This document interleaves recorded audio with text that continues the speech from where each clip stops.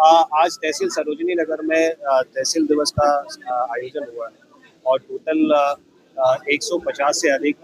Applications आए हैं और जिसमें जांच करने के लिए और उसका समुचित निस्तारण के लिए विभिन्न विभागों को निर्देशित भी किया है। जिन मामलों में खास तौर पर सरकारी जमीन पे कब्जा या सरकारी जमीन पे अवैध अतिक्रमण करके प्लॉटिंग वगैरह की जो शिकायत प्राप्त हुई तो उसमें नायब तहसीलदार स्तर के अधिकारियों को जांच करने के लिए दिया गया है और इसमें 2 मामलों में तो एसडीएम को ही निर्देशित किया गया है। एक मामला आज एसडीएम को जाने के लिए निर्देशित किया गया है और कल एक मामले में जांच करने के लिए निर्देशित किया गया है और दोनों प्रकरणों में मैं कल शाम तक रिपोर्ट भी एसडीएम को निर्देशित किया गया है कि रिपोर्ट उसका प्रेजेंट। बाकी लगभग 40 ऐसे मामले हैं जिसमें जो शिकायतकर्ताओं के द्वारा ये बताया गया है कि या तो उन्होंने पहले एप्लीकेशन दिया है या उनके जो प्रकरण ऐसा है कि जिसमें सरकारी जमीन पे अतिक्रमण के संबंध में तो अगले 3 से 4 दिन के अंदर उसको जांच करने के लिए उसका निस्तारण सुनिश्चित करने के लिए टीम का गठन भी कर दिया गया है और जो जांच का तिथि कौन सी रहेगा उसके संबंध में शिकायतकर्ता को सूचित भी कर दिया है। लगातार जो सरकारी भूमि अधिकारी का दिया गया 2 साल से कार्रवाई चल रही है, अब तक कोई ऐसा गाँव है जो कब्जा मुक्त हुआ है? देखिए, कब्जा मुक्त होने के साथ साथ उस जमीन के सुरक्षा भी सुनिश्चित कराना आवश्यक है। तो इसमें 2 प्रकार के जमीन होंगे जिसमें या तो नगर निगम के क्षेत्र के अंतर्गत है तो उसमें कब्जा मुक्त करा करके फिर उसको नगर निगम के माध्यम से उसको सुरक्षित कराया जाना है और उसके साथ साथ ग्रामीण क्षेत्र है तो वहाँ पे जो संबंधित ग्राम पंचायत है उनके माध्यम से उसको सुरक्षित कराना है। तो आज तहसील दिवस में मुख्य रूप में यही निर्देश भी दिया गया है।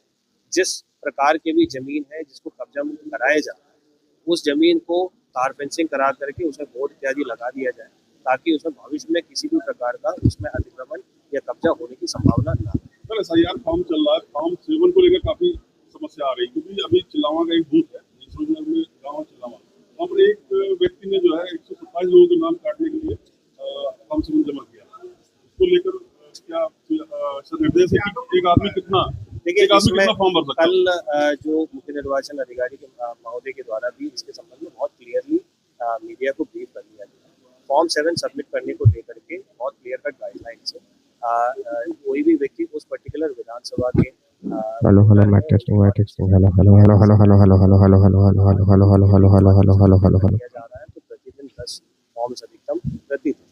वो अपना जमा कर सकते हैं। कोई भी फॉर्म हमारे पास आ जाता है तो सबसे पहले बीएलओ का फील्ड वेरिफिकेशन रिपोर्ट लगता है और उसमें किसी भी व्यक्ति का नाम जो ऑलरेडी वोटर लिस्ट में है उनका फॉर्म 7 प्राप्त होता है तो उसका प्रॉपर एक सुनवाई का प्रोसेस है। वो व्यक्ति को नोटिस आता है, एक प्रॉपर सुनवाई का प्रोसेस है। तो जो फॉर्म सबमिट होने से उसकी कार्रवाई नहीं होती है, फॉर्म सबमिट होने से नहीं, उसका प्रॉपर एक प्रोसेस डिफाइंड है भारत निर्वाचन आयोग के द्वारा और उस प्रोसेस फॉलो करने के बाद प्रॉपर विधिवत फील्ड वेरिफिकेशन होने के बाद उसको सुनवाई का अवसर देने के बाद ही आगे कोई भी मैंने आपको ऑलरेडी उसका जवाब दे दिया है कि जो BLA 2 हो या कोई भी आपत्ति करता हो जिसको एक आपत्ति कहा जाता है तो 10 पर डे का है BLA 2 के माध्यम से जो जमा करता है।